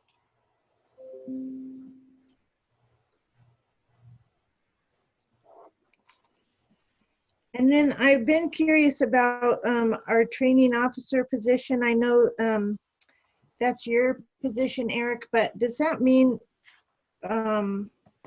when you're on duty, it's in addition to a full-time staff?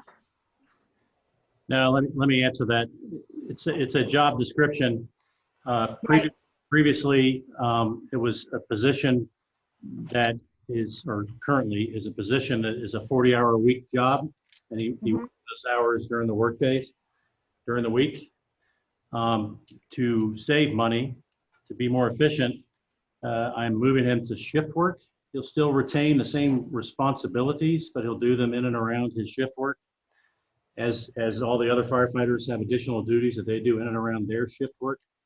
So he'll still be the training officer for the fire department, but he'll just be doing that on shift work.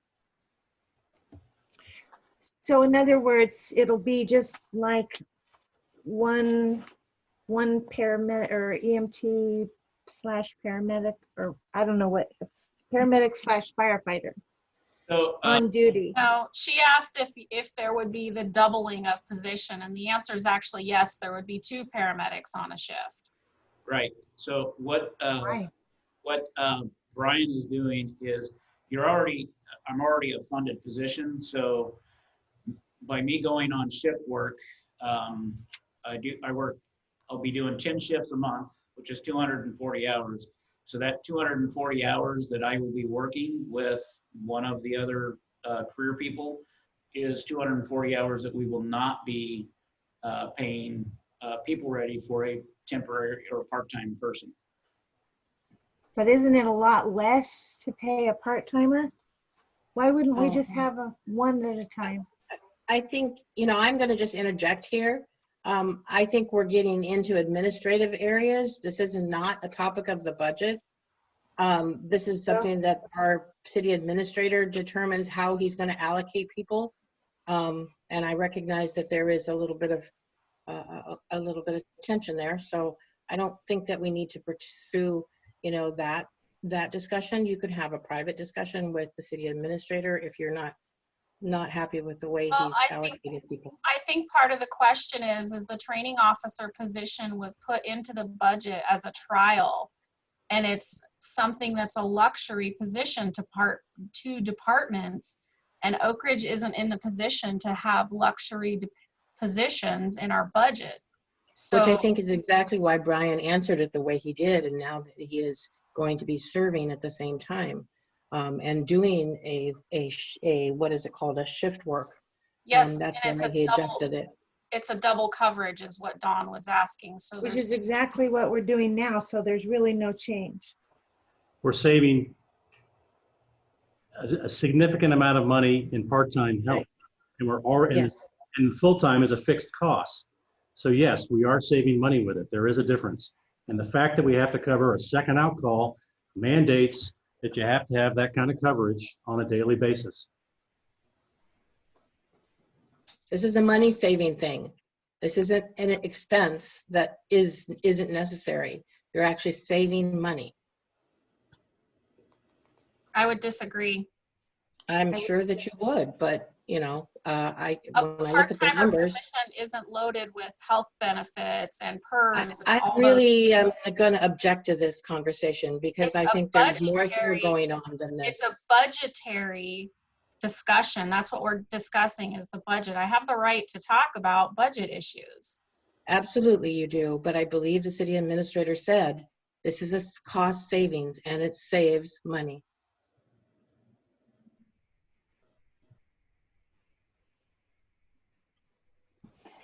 Okay, folks, let's move on. We're running short of time. We have 1 minute to go. Do you folks want to continue, or do you want to stop here and start up with utilities and the presentation of the questions at the next meeting? How much more do we have loaded to do? We're still working on item 5. So we still have finishing emergency services, and then we have the utility and public works, and then we have the discussion about the questions that were submitted. And then we have a discussion item on the agenda for discussing the budget. And then we have public comment. So I think that we're probably going to be pretty deep to try and finish the rest of this agenda tonight. Yeah. And would suggest that these items be moved to the next meeting's agenda. And maybe we'll have to push the public hearing back 1 meeting. I would second Kevin's motion. I also would agree. I still have questions for fire department. Yeah, so I think we should just maybe pick up with the fire department next time, start there where we're at, and then move forward. Is there, Kathy, you want to continue your second? I think that was Chrissy that did the second. Could I, okay. Bill Jones, can I interject with an administrative matter real quick? I just wanted to mention, I sent out a list of, as we mentioned before, a list of adjustments, possible adjustments to the budget. And you saw, and Kevin, she added a few more that aren't on that list yet. But I just wanted to make sure everyone's comfortable. I'm going to track those and send them out to you so you know them, so you know what they are. You can see what the impact is. But I'm not going to run them through the whole budget process. It's so time consuming to run it through. So I just wanted to let you know that I'd be continuing to do that. I'll add the ones that Chief Martin talked about earlier to the police department, some small ones there. But that's my intention if that meets the approval of the committee members until I run another whole, we'll aggregate them and then run another whole budget somewhere down the road soon. Okay. I don't think there's any objections to that. Is there any objections to adjourning the meeting? Oh, I would actually like to first discuss when we're going to meet again before we adjourn. We have a date set, don't we? I think that our schedule says that we will be meeting again on April 28th. So we were not just discussing adding another meeting? Well, if everybody would like another meeting in between now and the 28th, No, I have we no can't objection do to that. that. There's No, not enough time. We have to publish it and all that.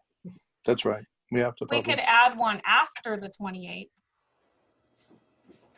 Well, we could add one for the publishing for the public hearing and then hold the public hearing after the 28th. So what I'm saying is that we're going to probably take up the whole 28th to get rid of this agenda. And then we'll move to the public hearing, which will move out to whatever time we need to publish. I thought we were meeting the 21st next Tuesday. Oh, we have a meeting next Tuesday, the 21st? Yeah, there is on the schedule, there is a meeting on April 21st. It was supposed to be the budget approval. Oh, really? Approval, but we haven't had a public hearing yet. Right. So the approval meeting is May 5th on the paper that I got, which was sent on March 24th. We're in April. I said I'm not We're in sure. like Maybe April now. We know. I'm looking at the, We know. it says the budget committee meeting on April 21st, and then the hearing on April 28th. And then council adopts a budget on Sorry, May. I'm outdated. So the hearing is for the public comment. Currently for April 28th, but obviously that is flexible. Yeah, I'm thinking we have to push that back.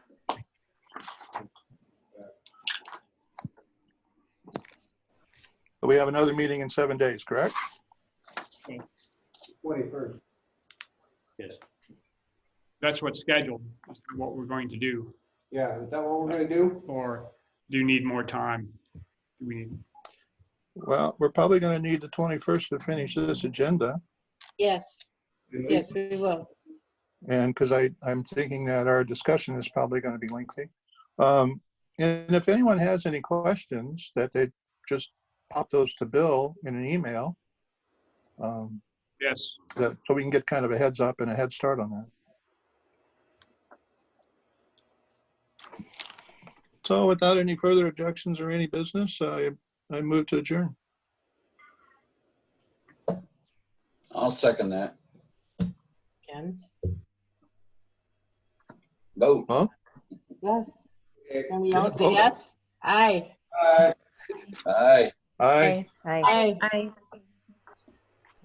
All right, folks. See you next time around. Thank you. Kevin? Kevin? I'll see you when you're taking your walk. Yeah. All righty. I'll wave at you as I drive by. All right. Good night, everyone. Sorry about that, Rick Z. That's okay. That's how it goes. I'm not a problem. All right. Have a good night. You got it muted. See you tomorrow.